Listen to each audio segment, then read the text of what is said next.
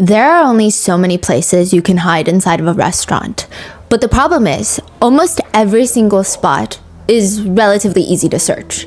The bathroom requires someone sticking their head under the stall. You're gonna be caught. They're gonna peer, they're gonna make sure nobody is hiding, and they're going to see you. The stock rooms, the kitchen, same thing. You get one person poking around, hide and seek is over. There's not that many hiding spots, which leaves just that one door, the steel door.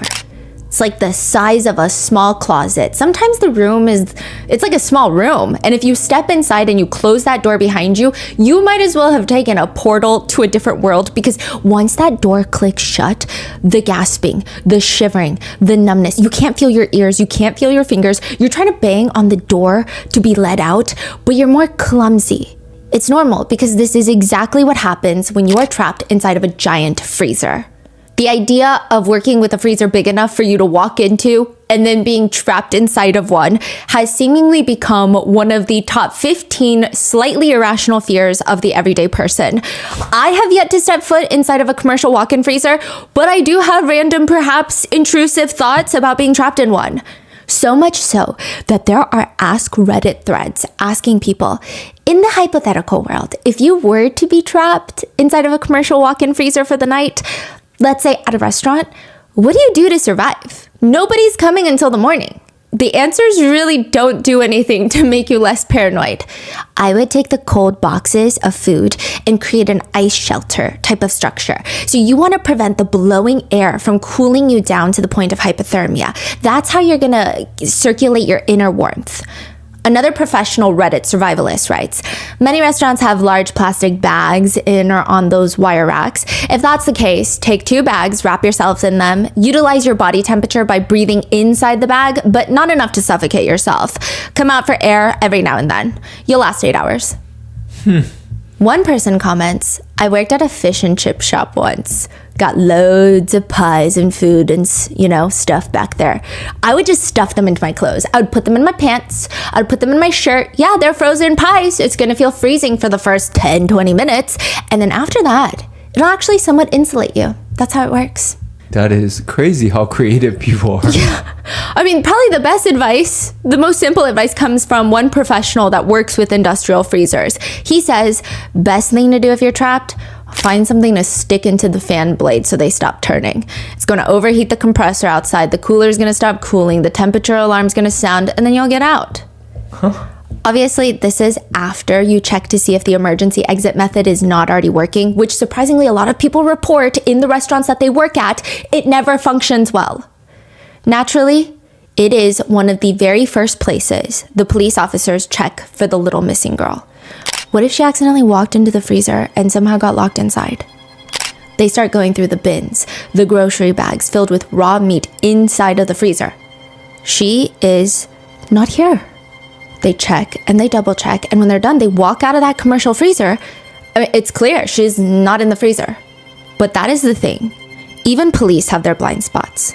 When looking for 5-year-old Ashley, they look everywhere. They look on the shelves, they look under the chair, they look in the bags, they look inside that commercial walk-in freezer. But while they're in the freezer, did they ever think to look up? This is the case of Ashley Zhao, the 5-year-old girl that was found in the walls of a Chinese restaurant. We would like to thank today's sponsors who have made it possible for Rotten Mango to support Baby to Baby. They are a nonprofit that provides essential items to more than 1 million children across the country.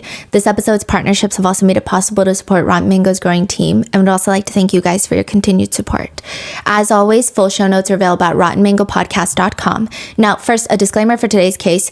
There are mentions of CA resulting in death, so please take time if that's too much, and I'll see you in the next one. And secondly, this case is incredibly multifaceted. Any mentions and details included in this episode should not be taken as fuel for some sick anti-immigration, xenophobic narrative, or just hatred against Chinese people or China. At the same time, one's immigration status and culture should not be used as a reasoning or as an excuse for their crimes, especially when as serious as murder. So these are just the facts of the case. And additionally, most of you guys sometimes I feel like you guys are a little too smart for your own good sometimes, but so this doesn't apply to you, but the very small percentage of people without working frontal lobes, please exercise a bit of common sense and nuance. Don't use this video as justification for avoiding small businesses or Chinese restaurants and avoiding mom and pop shops and allegedly finding an acrylic nail allegedly in a crumble cookie. That's a valid reason to question the hygienics of a restaurant. Seeing that a restaurant is owned by a particular ethnicity or serves a particular cuisine is not a valid reason to question the hygienics, which is a thing I'm seeing all over Reddit. Lastly, any comments, opinions, criticisms are from netizens that we found online during our research and not a reflection of our personal thoughts on this case. So with that being said, let's get started. The top 4 most dangerous jobs in the United States, can you guess them? Probably like a lumberjack or something. Yeah, logging workers. Logging worker. So logging workers is the most dangerous. Then pilots and flight engineers, oil, gas, and mining. And then number 4 are roofers. And there's 2 roofers standing up on the roof on top of this pet store. It's 15 feet tall, so it's not like the most dangerous roof that they've been on, but they're being cautious. They get up there 10 a.m. They're trying to beat the afternoon sun. One of the guys, he gets close to the edge of the roof. He's just staring into the parking lot. He's like zoning out while he's waiting for his partner to get done with his part. And he sees this SUV pull up. And he says, nothing was out of the ordinary. I wasn't expecting anything, so it just seemed like a normal day. He watches the man get out of the driver's seat. A woman gets out the passenger seat. They don't talk. The 2 of them go to open the back door where they pull out a young little girl, maybe 5, 6 years old. They take her out of the car seat, cover her face with her purple winter coat because it's freezing outside, and they walk away from their car. It's a pretty anticlimactic experience. I mean, he almost forgot the entire thing until the police start questioning him. Because by the time that he saw the 3 of them, the man, the woman, and the little girl, one of them was already dead. What? A man calls 911. He sounds like he's trying to keep his composure. It's working. He sounds relatively calm. Hey, what's going on? That's literally what the 911 operator says. Hey, what's going on? I can't find my daughter. Hey, how old is she? 5. She just turned 5. When's the last time you seen her? This afternoon, probably. Around what time? 3, maybe 4. So you haven't seen her in 5 hours? So he's calling around 9 p.m. and saying he hasn't seen his daughter since 5 p.m. This is a 5-year-old little girl. So it's not even like I haven't seen my 13-year-old daughter who went to her friend's house. What was she wearing? She's wearing a purple winter coat. I don't know what those things are called, but they're not jeans. They're like... Like leggings? Yeah. What color were they? Grayish. Okay, and you haven't seen her in 5 hours? About, yeah. I mean, she was there sleeping. Where was she sleeping at? In the restaurant? The man is explaining that he and his wife own this restaurant, which they have this little mattress in the back, a tiny little mattress where sometimes one of their 2 daughters, so they have a 6-year-old daughter and a 5-year-old daughter, and the 5-year-old is missing, and sometimes they just sleep in the back while their parents are working, and now she's gone. She was sleeping there. I picked up my older daughter from school. We all saw her sleeping there, and we went to work, and we let her sleep, and we got busy, and then after I got busy, we started cleaning up, and then we opened the door, and she's not there. Do you have any security videos or anything in there? No. We don't have any security cameras in the restaurant. We've been here for 6 years, never had security cameras. But we all saw her, all of us. Like my wife, myself, my older daughter. When we came back, when I picked up my older daughter from school, we all saw her sleeping there. Okay, were there any suspicious people that came into the restaurant at all? Do you think that she could have walked out? Could she have run away? I have no idea. I mean, she was sleeping in the back. It's kind of hard to say. None of your employees had seen her? There's only 2 of us in the restaurant, just myself and my wife. There's nobody else in the restaurant. There's only 3 people in the restaurant right now. Okay, when you guys left, who was there with you? Who was there with your daughter when you guys left to go get your other kid from school? My wife. I got my other kid from school. So I picked up my eldest kid from school. My wife was at the restaurant with the youngest kid. But when we came back, she's here. The little girl is here. My wife is here. The restaurant is open. The restaurant's always open. I usually open up. I drop my daughter off at school in the morning, and then we come here to open up the restaurant, and then I go pick her up. Okay, right now, though, when you left, you said your wife and your daughter left to go pick up your daughter from school? No, I didn't say that. I said that my wife is here all the time. Did you hear the whole thing? Yes. Was he contradicting himself or? I would say that I think she was having a hard time understanding. I don't think that he was blatantly contradicting or anything was particularly alarming about the 911 call. Okay. I think the only thing that I would take away from the call that was like a little is that he seems a little calm. However, that could be seen as a positive trait of a father trying to get a goal done, a mission done. When I meant was myself, okay? When I went to pick up my daughter, when we came back, myself and my daughter, not my wife. My wife was here the whole time. When we came back. So your wife hasn't seen her since around the 4 or 5 o'clock either? Yes. He explains they saw her around 4 or 5. Everyone.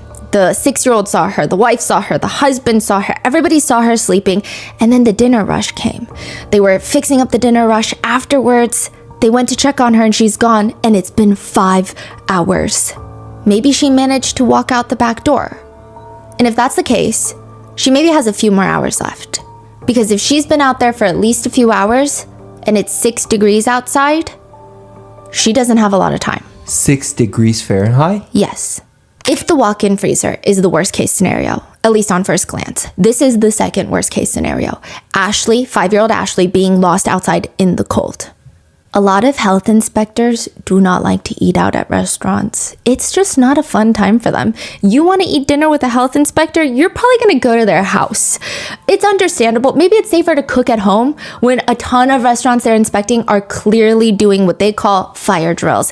You think the health inspector doesn't know what's going on? They know. Manager, owner, eyes get huge. They start ordering employees to do all sorts of tasks. You over there, you over there. They're like managing a drill to cover up all sorts of potential violations, which usually results in creating more violations on the spot. Or some of them try the distraction method, divide and conquer. They send people to bombard the inspector to get all their attention so they can't actually focus on the restaurant, and the inspector is thinking, that's not working. Sometimes I heard they will have they will form a clique with all the restaurants nearby. Yes. So usually when it comes to one of them, they will alarm the other. Yes. Like there are so many ways around it. I think the health inspectors are the citizens' number one friend and the restaurant's number one enemy sometimes. And one of them just goes by this rule. One health inspector, he said, go to the bathroom. Before you order, go to the bathroom. Usually in most restaurants, the bathroom and the kitchen are in very similar conditions. One health inspector writes online, at one busy restaurant, there was a bucket under the prep bench. And I thought, what's that bucket? I walked up to it. The chefs were peeing inside the bucket instead of going to the bathroom. Another says, I do remember a steak being returned once. Flipped it over. There was a crispy fried cockroach cooked into one side of it. One netizen writes online, my mom was inspecting a donut shop in California and saw someone changing a diaper on the dough prep table. Their excuse was, what? We're not open yet. People say, I've seen soup being prepared in 5-gallon Home Depot buckets on the floor. I've seen soup being prepared without utensils, just using a bare arm to stir the soup. Someone said, I discovered, as a health inspector, one of the local restaurants had been washing dishes in the lake behind the restaurant. Another said, I'm not a health inspector, but I worked at a major fast food chain. I had a coworker that would lick her index finger every time she peeled a slice of cheese from the stack of cheese to make cheeseburgers. It was as if she was trying to separate a sheet of paper from a stack of papers. I would watch her do this all day long. I never said anything to the health department, but I sure as hell never ate the cheeseburgers. Another person writes, I worked at another major national food chain, fast food chain. When the health inspector came, the cooks took all the expired food out of the fridge, stored it in their cars by the dumpster until after the health inspector left, and then we put it all back. One health inspector said, we kept getting reports of a vanilla ice cream machine with black specks in it. Worried it would be grinding metal, like a little lock metal. That could be a health hazard. The barrel for the ice cream machine was infested with cockroaches, just being ground up and expelled as additional protein. One person writes, you think that's bad? I saw a floor painted with non-slip paint, and they literally painted over a dead rat and sealed it there. Considering how bad health inspections can go, Ong's Chinese cuisine in Ohio is actually not that bad. Ong's is a Chinese carry-out restaurant, so You don't really go there to sit and dine in. You go there, you order food, you get your dank Chinese food, and then you leave. You pick up, you do to-go orders. You have some tables lined up with some menus and like the soy sauce containers with the chili oil containers. But most of the time, you see a row of people standing on their phones waiting for their takeout. Most of Ong's Chinese cuisine violations include chicken thawing on a rack at room temp. Food should be thawed under a refrigerator or running water. Chicken that has been cooked is cooling at room temp. Food should be cooled by placing in shallow pans and placed in the walk-in cooler. And then lastly, chicken has been repackaged into disposable grocery bags. Food that is repackaged must be repackaged into food-grade packaging. These are comments from the inspectors? Yes. Now, regardless, once these problems are fixed, they pass all their health inspections. There's really nothing notable in any of their health inspections, except one that is taken by Inspector Christina, but none of the customers really care for it. January 4th, 2017, she says, "While conducting my inspection, I noticed a little girl hunched down in a small toddler chair in the dry storage room. It caught me off guard because of her presence and demeanor. I only thought the owner and his wife were there. I asked the little girl how old she was, and I got no answer. And I stared at her and I said, 'Are you 3?' She responded back, 5. The girl remained in the same spot during the whole time. I was inside the facility approximately 90 minutes. I asked the male owner if she went to preschool or kindergarten, and he reported she went to kindergarten, but I don't know. There was a blue table in the facility by the hallway of the kitchen, had coloring books, crayons, a baby doll, another toy. It was just so strange though. I don't know, it was so odd. The little girl was so quiet, and she would only stare at the floor. I thought she was in trouble for something, but I'm not sure. I just thought it was so strange the entire time I was there. I didn't even know she was there too. It was like she's like a little ghost." Is this an interview? Or is it... This is a written formal statement, an interview with the officer. I see. A few weeks later, that little girl, 5-year-old Ashley, goes missing. Ong's Chinese cuisine restaurant technically has 4 employees. You've got Liang Dao, so Liang, the dad. You got Ming Ming, the mom. Jojo is the 6-year-old daughter. This is a nickname. This is not her real name, but they refer to her as Jojo, but it's not her government name. And then Ashley is the 5-year-old daughter. So there are the 4 employees of the restaurant. Nobody else works there. It's just the 4 of them and a 300-item menu. And every single person that walks into the restaurant to order, the approximately 5 to 8 minutes that they wait for their food, they will all have very different feelings about this family. A former delivery driver does mention that Ming Ming and Liang seemed like good people. However, I always thought Liang wanted a son. He would say, "I want a son," but he didn't have one, and I think it bothered him. Do with that what you will. Others think it's just a little bit much to run the entire restaurant with the 2 of them. I mean, they do the cooking, they do the front of the house, everything. I imagine the hours are pretty insane. One fellow parent at the local elementary school says, "My daughter was friends with their oldest daughter, Jojo. If they wanted play dates, I would have to bring my daughter to the restaurant." But the family unit as a whole is pretty wholesome. I don't think I ever caught them at a bad moment. This is a direct quote from neighbors. Like, these are direct quotes from people that knew the family. They were always very polite, a little reserved. The family seems very private, but the 2 girls, by all accounts, seem like daddy's girls. But now, Ashley is gone, and the only lead the police have is maybe she went outside. The doors to the back lead to the back parking lot of the plaza. Once you pass that, it's a pretty dense wooded area. It's like one of those suburban areas in Ohio where you drive and it's tree, plaza, tree, plaza. Those are the trees. She's 5. I mean, she could have been anywhere. She could have been taken. We don't know. I mean, has anybody been acting strange recently? Liang, the dad, says, "There were 2 guys that came into the restaurant on 2 separate occasions, a few months apart, but twice. I remember because they were asking some weird questions. We thought like they were trying to see which restaurant to target for a robbery. They were asking like, when are your busiest times? How long do you stay busy? What time do you close?" But I didn't think anything of it after the second time because it just seemed kind of dumb that they would also ask all of that, and probably they realized that there's not much to rob here, so they moved on. But maybe Liang is wrong. Maybe they didn't come for the robbery. Maybe they were looking for something else. Because behind the restaurant in the woods, the police find their very first piece of evidence, and it's not looking good. a pair of black shoes, too big to be Ashley's. Adult shoes, like men's sneakers. Over 100 officers are searching the dense woods behind the restaurants all night. Civilians are coming out in giant puffer jackets and winter coats to help search. One woman in the car is being interviewed as she's going to search. I just pray that if somebody took her, that they would have the heart to bring her home, because I'm sure these parents are in such distress. She was the sweetest little thing.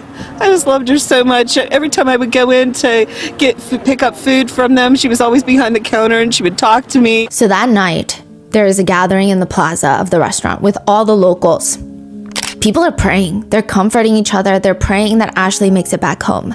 And there's at least one person there praying that Ashley will never be found.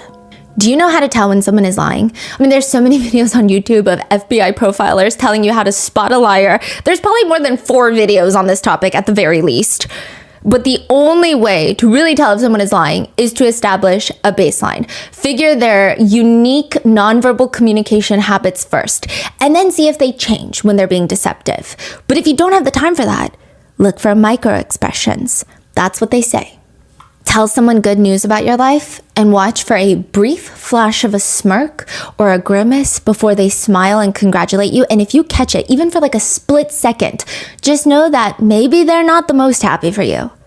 Or sometimes it's below the table signs, which actually works. There was a K-drama clip that went viral recently, but there's a reason that it went viral, because humans have a very distinct way of communicating. The clip is of a guy and a girl meeting up at a coffee shop. The girl starts crying. The guy gets up to get her tissues, feeling bad for her. But as he's walking back to the table, her back is turned to him. She's still sitting at the table crying. He stops because just from looking at her back, he can tell her body language and she's lying. She's not actually crying. Can you guess what that body language is? Like chest up? Like shoulder straight? No, she's hunched over crying. She's shaking her leg. No. Yes? Her foot is moving up and down. She's rocking one foot. Her legs are crossed and she's rocking one foot. Yeah. Which typically doesn't happen when you're crying and distraught. It's very inconsistent. So clearly when adults lie, there are inconsistencies. But is it possible for a kid to lie? I mean, one could argue it's nearly impossible for kids to lie. I actually hate that thing where it's like all kids lie. I get it. Kids go through a phase where they test boundaries and they learn how to communicate. But I think it's nearly impossible for kids to lie because most of the time adults will be able to spot it. They're not the most advanced at hiding their deception. One of the detectives on site searching for Ashley spots her older sister, Jojo, sitting off to the side. He decides with consent to ask Jojo again exactly what is it that she saw in that restaurant. Jojo glances around. She makes sure that nobody's eavesdropping, and she whispers, "Mommy and Daddy said I can't say what happened." What? What? I don't really know. I'm not sure. Mommy and Daddy said I can't say what happened. Suddenly, the detective is staring at Ming Ming and Liang from across the restaurant, and it's not adding up. Liang is fidgeting with his hands, talking to other officers, but he almost looks nervous more than anything, which fine. Maybe he is nervous. He's nervous to find his daughter. But Ming Ming, her reaction right now this entire time has been cold. The officer walks up to Liang, the dad. "Do you have a recent photo of Ashley?" "I do not." "You don't have social media? You don't post them? Do you have a physical album somewhere?" "No, the only picture I have of her is her passport photo." Huh.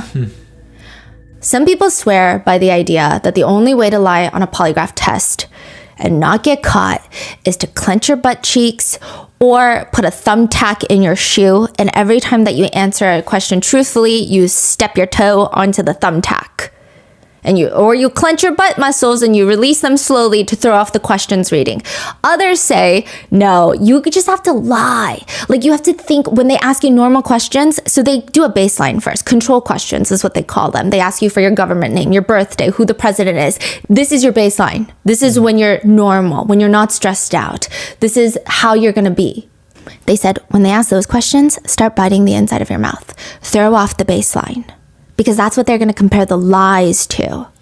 Other netizens say, listen, I've lied on many a polygraphs.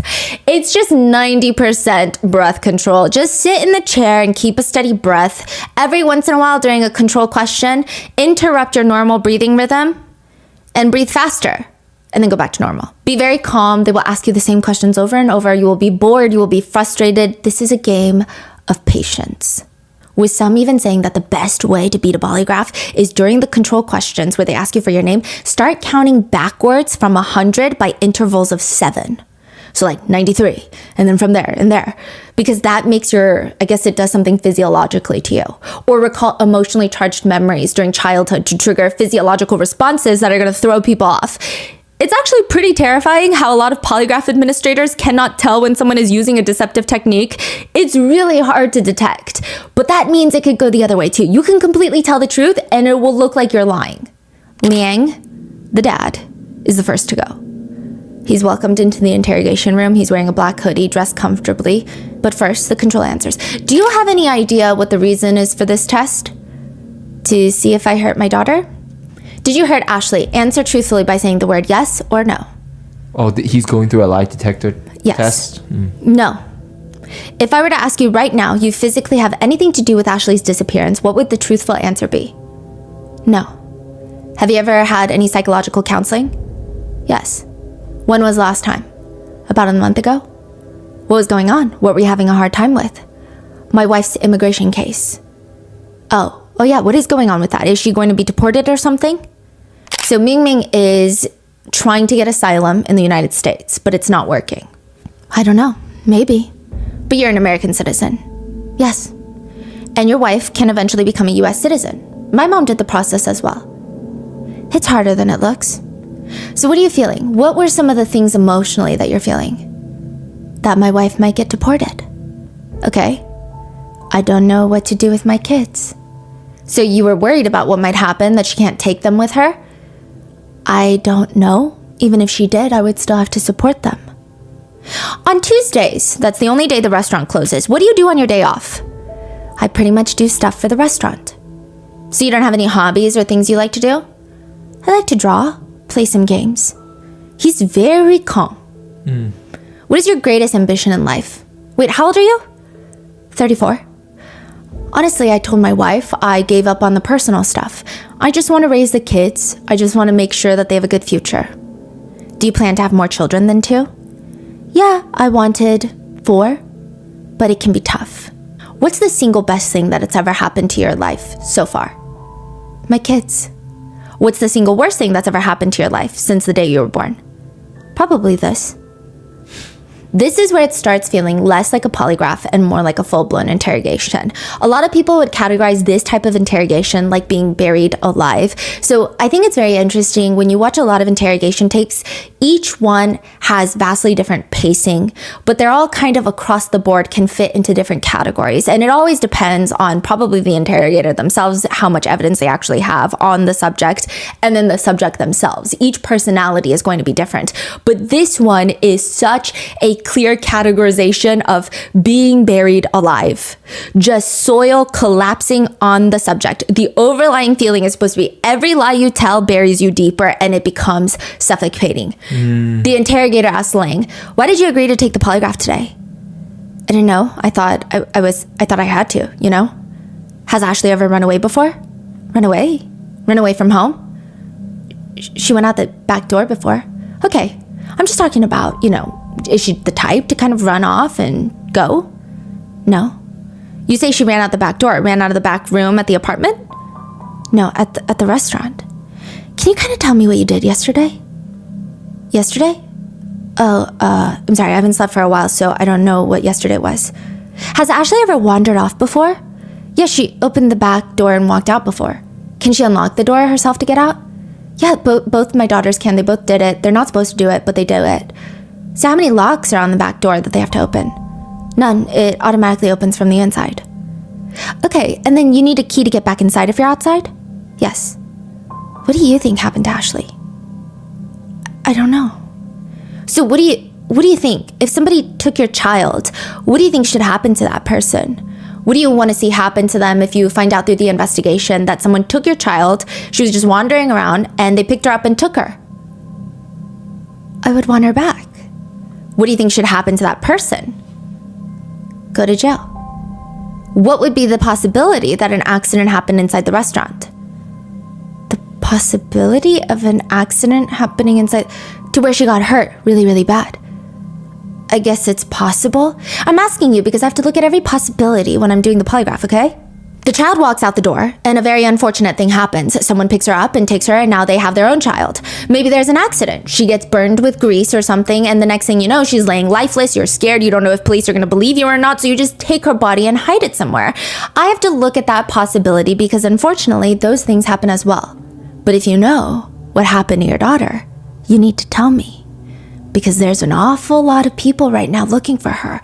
A lot of people, more than you can imagine. Highway patrol's got helicopters, airplanes, they've got dogs, they've got all kinds of people looking for her. But if you know we're never gonna find her, you need to let us know right now. Because these people are away from their families, and they will be for days and days and days, and that's not fair to them if you know, in fact, where Ashley really is. The other possibility would be that you sold her. What? Unfortunately, a lot of people do this. They sell their own children. But if you know what happened, you need to tell me. We gotta stop. You're giving me a lot of stuff, and I haven't slept in a really long time right now. I don't think I want to do this. A lot of other people aren't going to sleep until they find her. We owe it to you. We owe it to everybody. We owe it to Ashley. I'm having trouble keeping my eyes open right now. I've had 5 minutes of rest since yesterday, and I slept, I don't know how much. You ask all these tough questions, and I'm starting to get scared. What are you scared of? Do you know something that you haven't told them? I mean, look, I'll be your spokesperson for you. I know those people. There's no reason that you shouldn't be able to tell what you need to tell. There's no reason you shouldn't be able to, and I will go right beside you. I won't make you do it by yourself, but you've got to tell me what's going on. I'm scared if I continue with this test and it shows that I'm lying or I'm trying to fake the test or something, it's going to reflect badly. You're right. It will reflect badly. And we don't want that. No, we don't want that. And I told you I'm having a really hard time concentrating and sitting here. I can't even really keep my eyes open. I just keep blinking. Can you tell us where she is? Can you tell us what happened to her so we can at least go find her? Can you at least do that for us? I'm just afraid for my wife, that's all. Why? What did she do? Huh? What did your wife do? Did she make a mistake? No, her deportation, you know. I get that, but I don't care about that. It's not about your wife, it's about your daughter. We just want to find your daughter. No, my whole family is gonna fall apart. Can I just go home first? I know you know something. I just want to be able to call off all these people if I can. If I can send them home, that's all I want to do. I just need a little more time, that's all. Do you have any idea where she is? If we just know where she is, you don't have to tell me the rest of the story. I just want to know where we can find her. I just need a little more time. Do you know where she is? Would you tell me that? Do you know where she is? The longer this goes on, and then they find out all along you could have stopped it and you didn't, gloves are off. There's nobody that's going to deal with you. Nobody's going to feel sorry for anybody, and it's going to get really ugly. And I don't want that to happen. There's no reason for that. I don't want it to happen. You don't want it to happen. You don't have to explain to me, but at least let us go get her. That's all we want to do, so that we can send everyone home so they can at least spend their evening with their loved ones. I know, I understand, okay? I really do, but you know, it's not just my wife, it's my whole family that's gonna... Can I just leave? Can I just leave for a little while? Just let me go back home to my wife and see my kid. I just want to see my kid. You're not gonna tell us, are you? I just want to see my kid and my wife. I want to help, but I can't help if you don't help me. I'm gonna reach my arm out to you. I'm gonna reach my hand out to you. Take my hand. I'm here to help you. Look at my hand, it's shaking. It shakes when I'm nervous, but I'm putting my hand out to you. Please. It was an accident. We didn't mean for this to happen. What happened? Did she fall? No. Something get spilled on her? No. Somebody fall on her? No. Was she playing and she got hurt? No. Just tell us so we can at least go get her. I mean, I'm still gonna go to jail. But what did you do wrong? Why would you go to jail? Because I hit a dead body. The police are searching for Ashley in the woods and near the restaurant. They unlock the front door to Eng's Cuisine. This is not their first search of this entire restaurant, but now they know for sure that they're looking in the right direction. They start combing through the entire place again, but this time with a lot more patience. They go through the kitchen, the walk-in freezer, the messy storage room, the tiny closet with the mattress in there. And why is there a ladder propped up against the wall, leaned above where the walk-in freezer is? So on top of the giant commercial walk-in freezer, there's a crawl space. And they shine the light. Look, the tiles are not even. Get the ladder. We gotta go up there. So the lie detector test was when was that taken? The next day? The next day. So they've been searching. They called at 9 p.m. They've been searching all night into the day, and the lie detector test is taken. And then after that, this is when the police is going back to the restaurant. I mean, I do think that the police were suspicious of the couple from the get-go, but they're honing in now. They're no longer focusing on the woods. They're inside the restaurant.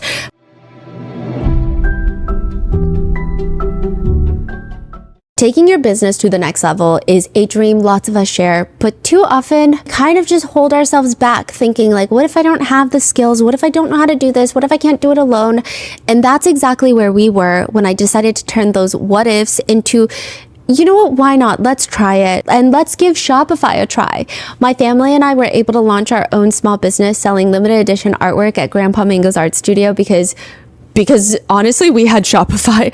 There would have been no other way. They are an all-in-one commerce platform to start and run and grow a business. Shopify has your back with gorgeous, ready-to-go templates, AI tools built specifically for commerce, and the world's highest converting customizable one-click checkout that also powers 10% of US e-commerce. If you've been sitting on a business idea or wanting to take your side hustle to the next step, stop overthinking it. Shopify makes it so much easier than you think. Sign up for your $1 per month trial and start selling today at shopify.com/rotten. Go to shopify.com/rotten. Shopify.com/rotten.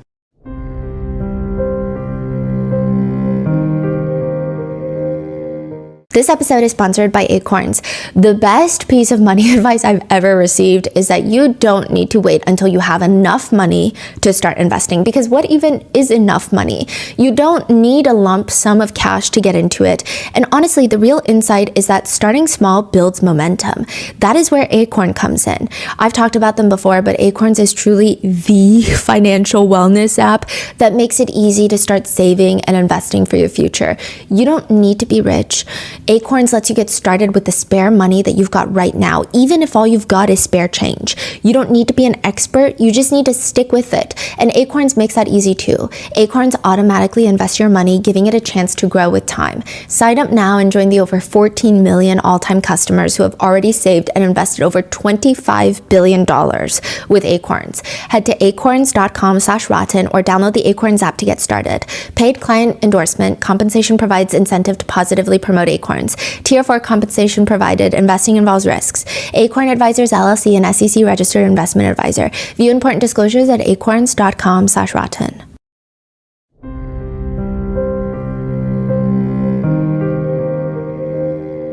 The first officer calmly pulls down the first tile, places it on the ground.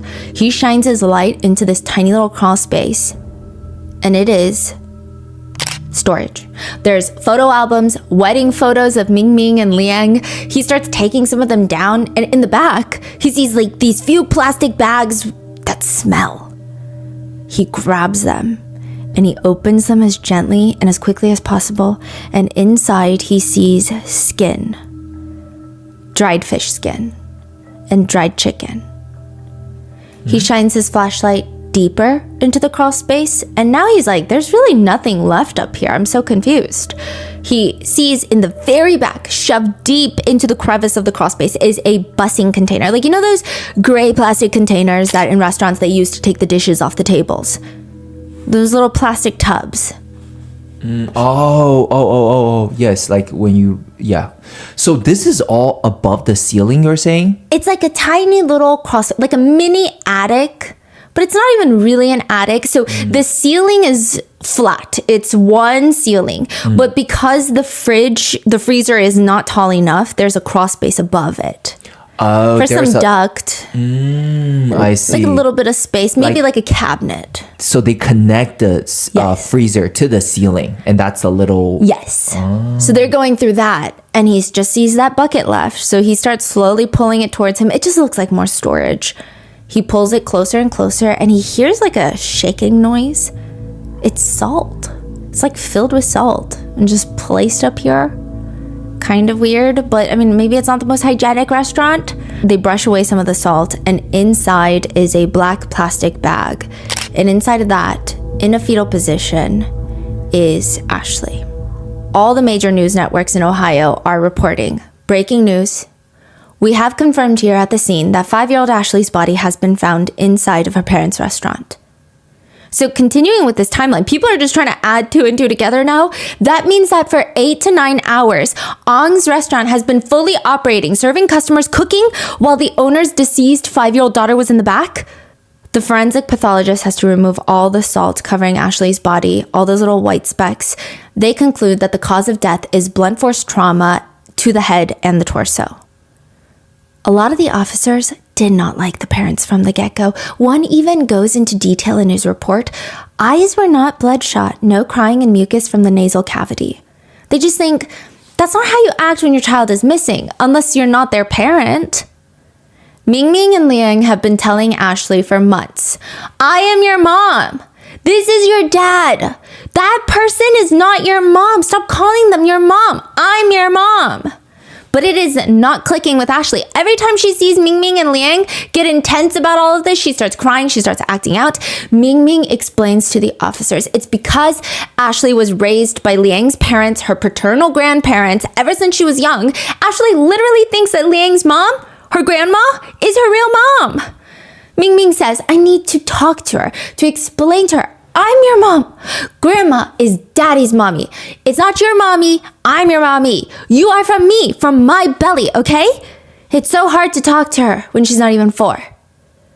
Ming and Liang are sitting in separate interrogation rooms now in the police station. Ashley's body has been found. At first, Ming tries to, not very convincingly, but attempts to try and tell the investigators that maybe someone brought up the idea that perhaps Ashley was taken. She says, I don't know. The lady told me she thinks someone took her. So this is next day. The body has been found. Both the parents are in the police station, and she hasn't been told that the body is found. I see. In Ming's interrogation room, there's a female and male interrogator, as well as a female Chinese translator that will come in and out.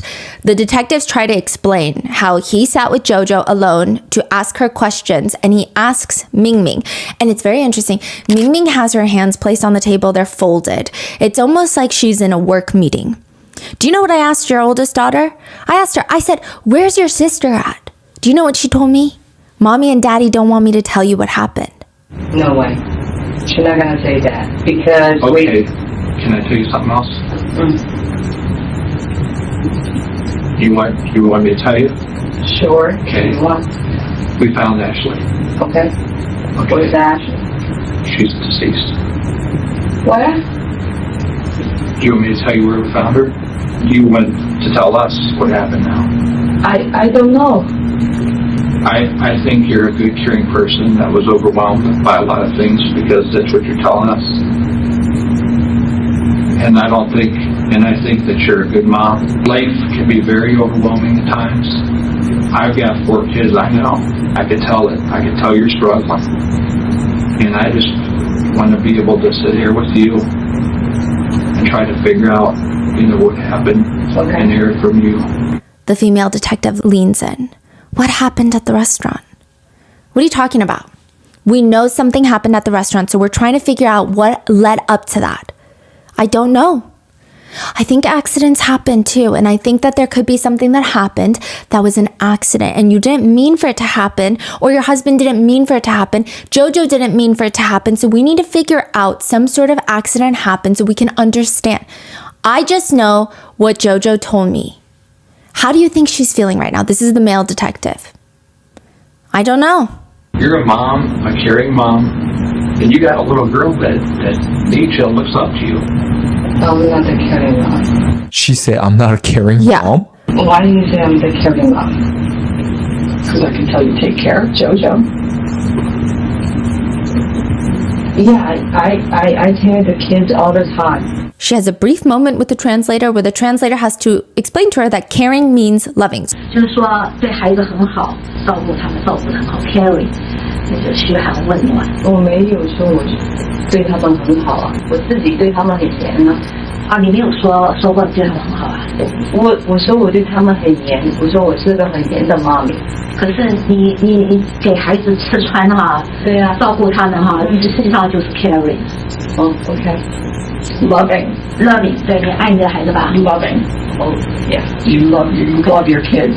So it appears that maybe she doesn't know what the word caring means. Then they just skim over it. Ashley, you're not even crying. I can't. Why? Because I can't. I don't have any wallets anymore. Okay. I understand that. That's one thing you and I both understand. Okay. What happened to her? The male detective on the side starts getting aggressive with Ming Ming. He leans forward. He's raising his voice. Your daughter is dead, Ming Ming. She's dead. She's dead. She wasn't on the couch. She wasn't on the bed. She's dead in your restaurant. And now we can sit here and play games all night, but I don't want to do this. I know that you love your daughters. You told us. Do you think that JoJo wants to go through this and lose her sister? Do you want to sit and play whatever and say, I don't know what happened? What happened to Ashley? How did she end up dead in your restaurant? Silence. Your daughter is dead. I just don't understand. You said you have nothing left. Isn't that what you told me? You don't have any tears left. You have nothing left. Ming Ming, your daughter is dead. I just don't understand that. I'm to the point where I'm crying for your daughter. I'm not expecting you to cry, but there's the death of a 5-year-old little girl. The energy in this tiny room feels like maybe it's a little bit much. Everybody steps out, leaves Ming Ming alone with her thoughts. And now just the male detective returns. He plops down across from Ming Ming. It looks like he's plopping down in front of his teenage kid who he just caught sneaking out. He looks disappointed. He looks disgruntled. He looks like he would rather be, 50 other places. What are we going to talk about? Ming Ming shakes her head no. I'll listen. I don't have any more to say because I know that you're just going to tell me nothing happened. I just want to find out what happened to her. I can see it in your eyes that something happened. I'm so tired. How do you think I am? Don't you think I'm tired? Yes. I was at home with my family last night, okay? I didn't get no sleep.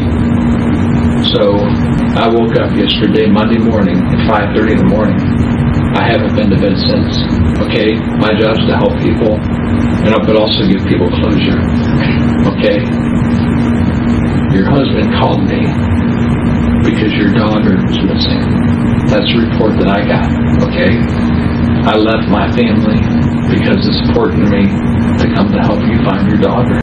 They are facing off in the interrogation room. Usually the interrogators try to sit on the side. Sometimes you'll have one interrogator in front, but always someone to the side. This detective is closing in on her. He's sitting square in front of Ming Ming. He's got his arms reaching about halfway onto the table. It's a tiny little table. He's looking Ming Ming straight in the face. He's not letting her look away. She's resting her elbows on the very edge of the table, and she is also not leaning back from his gaze or his very intense body language. She's just staring right back. What happened to Ashley? How did she die? I kill her. You killed her? Yeah. How did she die? Yeah, kill her. What happened? How did she die? Just kill her, and then she died. How did you kill her? Did you hit her? Did she trip? Did she fall? I understand that, sir. Okay. Did you hit her? Yeah. Okay. How'd you hit her? How? Yeah. Use hand to do that? Okay. Yeah. Is that what happened? How many times you hit her? I don't know. What happened after she died? After she will die, Yeah. she just died. Okay. What did you do with her after you died? What's your time? Nothing. Just leave her there. Okay. She says, I told my husband to take care of it. I need to take care of everything from the restaurant. I only have 2 hands. I'm not 4 hands, girl. I'm 2 hands. I don't want to do that to Ashley, but you can't control yourself sometimes. Sometimes if you do it one time, that means you have to do it 2 times. If you do it 2 times, then you have to do it 3 times. I don't want to do that, but I can't control myself. Meanwhile, Liang, the dad, is in the next interrogation room over, explaining, my wife, she's not a bad person. I mean, I married her. I wouldn't marry her if she was physically abusive in the beginning because, see, my daughter, she's 6 years old, Jojo. Took care of both of us for 6 years. Not once did my wife physically abuse Jojo out of anger or anything like that. We spanked her if she did something wrong, but nothing like the bruises on her or like all over the place that you found on Ashley. My wife is a good person. I know it's very hard to believe seeing Ashley, but look at Jojo. Look at Jojo. Ming is a good person. She's a good mother. She just has problems. Why didn't you ever report the abuse to law enforcement? I was worried. Scared that that's going to take my wife away. Well, how bad? I mean, what kind of abuse are we talking? It's not like initially so bad. If it was initially so bad, I would probably report it, but just, it worked. Escalated? Yeah, and then at that point I was like, she got so much bruises on her, I can't call it in anymore. Well, would she twist her arm? Would she kick her? Would she hit her? What happened? Pretty much all of it, twist her arm, kick her, hit her. But never touch Jojo? No, not once. He explains that Ashley was raised by his parents for the first 4 years of her life. And since Ashley got back, maybe not even a year ago, it's been rough. He says that his parents call nonstop. They send relatives over to tell Ming that she's a horrible mother. He says, my mom started telling my wife that she's doing it wrong, that she's raising Ashley wrong. That kind of got to my wife because it's, your own daughter, and then your mother-in-law is telling you that you're not doing it right. You're not supposed to be doing what you're supposed to be doing. That's one thing, and then you gotta look after your own daughter. She's 4. She's not potty trained. She doesn't know her last name. She doesn't know if she's a boy or a girl, and the list goes on and on with all these things.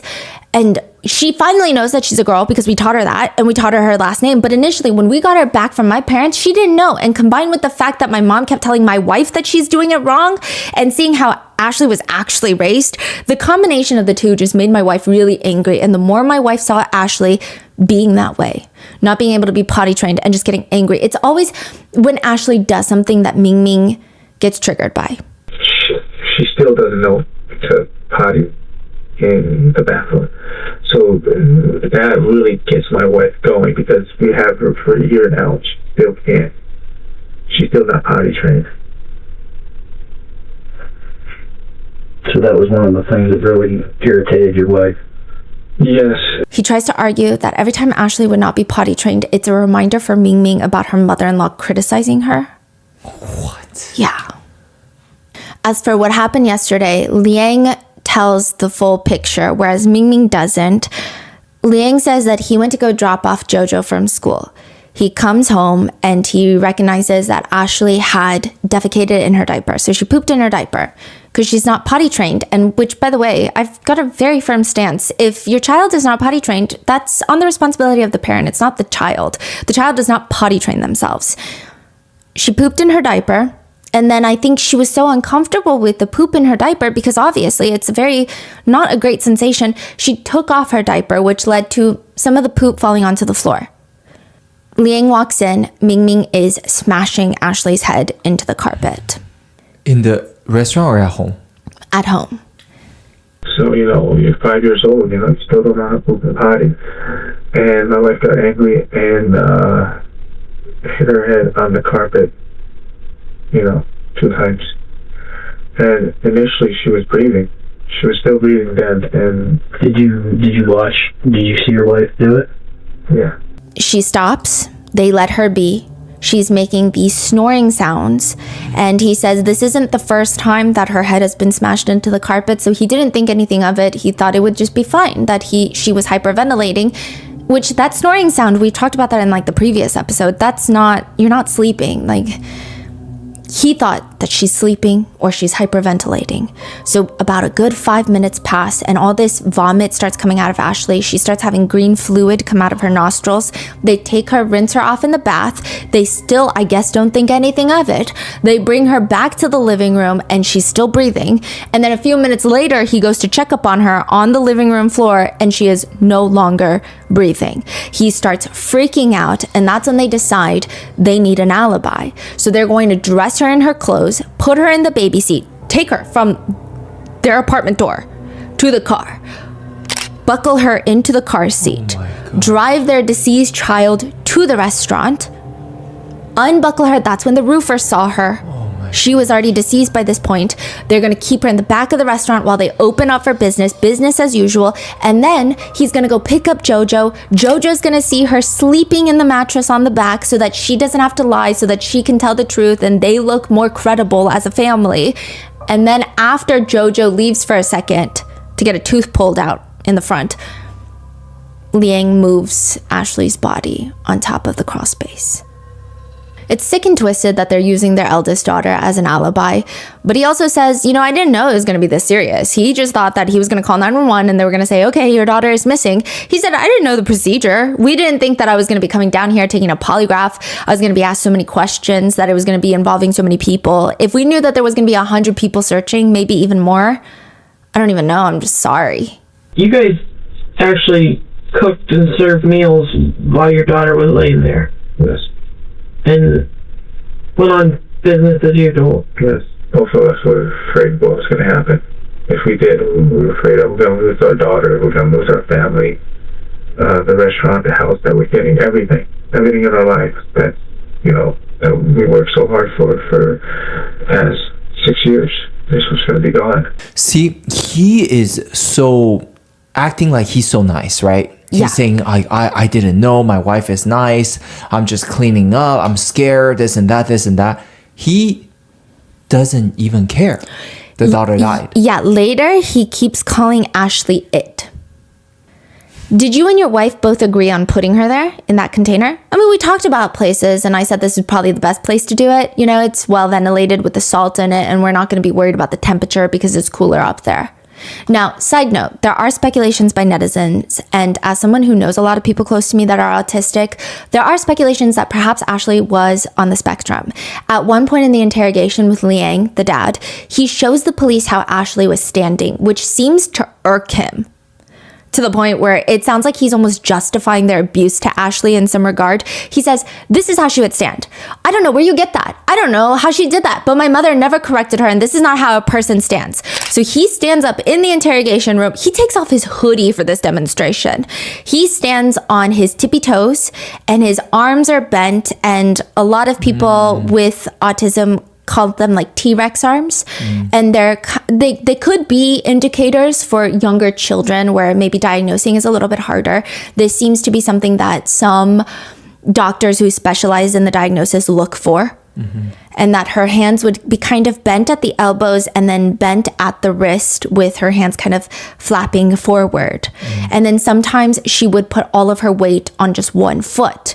And then the other one would just be tippy-toeing. And again, tippy-toes is another sign that a lot of parents with autistic children look out for. And she would just do that. Pretty much, we correct her, she would do it, correct her and do it. She would do it. A lot of things. There's a lot of things that we felt that my mom had her for 4 years that she should correct these things. So, every single time when Ashley do something like that, it would trigger my wife because my wife would be reminded of what my mom said.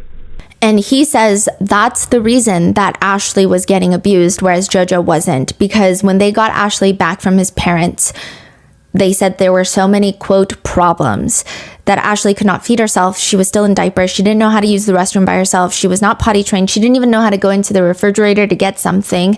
One family friend said, I've seen Ashley, if she was thirsty or wanted something, she would walk to the refrigerator, point. They would have to walk to the refrigerator, open it, and then she would point to what she wanted. She was still in a high chair because she didn't know how to use eating utensils, hold a cup. And again, I just don't know why any of the adults, even this family friend, is talking about it as if it's something wrong with Ashley. I don't think anything's wrong with Ashley. And if someone is upset by, I guess, maybe her development, it's up to the parents to work on that. I think it's crazy that they're talking about her like she's weird, like something's wrong with her, when nothing is wrong with her. They would say things like, so Ashley was almost like an infant in a 5-year-old's body. And again, they're almost placing the blame on Ashley when it's on the parents. Liang says, we would have to feed her, like even a regular piece of sliced bread. It would take her over half an hour to eat. My mom had her on a liquid or semi-liquid diet. She has problems processing solid foods. That's why it takes her so long to eat. Clearly, they have no intention of getting her help, though, because he says, we didn't take her to the doctor. We were afraid because the doctor would see, that she's bruised all over the body. Interestingly enough, a lot of people don't even know that they have 2 daughters. A lot of them only know JoJo. And there are speculations that because maybe Ashley was not what they perceived as neurotypical, they didn't want people to know that she was their daughter. Yeah. And it's kind of gross because in Liang's interrogation, he continues to state that, yeah, okay, fine, Mingming's going to jail, I'm going to jail, but guess what? I don't want JoJo to be raised by my family. I want her to go into foster care. He said if JoJo is raised by his family, they're going to turn out the way Ashley did. He says JoJo's going to turn out the way Ashley did. He says, I just don't want my family to raise my kids. I'm just afraid they're going to turn out like Ashley and then my wife is going to hate her. And even as he's being taken to prison, he says, I just don't want my mom to have contact with my oldest daughter, JoJo. Okay? Not that she's a bad person. It's just what happened with Ashley. I'm really afraid she's going to raise JoJo the same way. In prison, in jail, the couple have turned on each other. Mingming's attorneys have accused Liang of harming both Mingming and their 2 daughters. Those allegations did not come back up in court, but Mingming confided in a psychiatrist in prison that Liang was the one responsible for Ashley's death. She claims that she was instructed by him to tell the investigators that she was the sole person responsible for Ashley's death. Some netizens actually can agree with this theory because the way that she's confessing in the interrogation, it's vague. And it's like, I killed her, let's get it over with. I did it, get me. Oh, you're saying she didn't, all she said was she killed her with hand. Yes. And she didn't give any more details. Yes. Every detail is from him. Yes, and then some netizens are digging deeper psychologically and saying perhaps even her flippant attitude. So a lot of people, when they first see the interrogation, it's like, wow, this lady is crazy. And she is crazy, right? Yeah. But some people think, what if she thinks she's doing something for her eldest daughter? Like she's taking one for the family. Yeah, I think she's clearly crazy, but I think the husband's more scary. Yes. Terrifying. Everything, the whole way he carried himself. Like, my wife is such a good person, but also she murdered our daughter in cold blood. Yeah. He's in his mind, the story he tells is, oh, I love my wife and I'm protecting her. Yeah. But truly, if you think more, he's like, clearly messed up.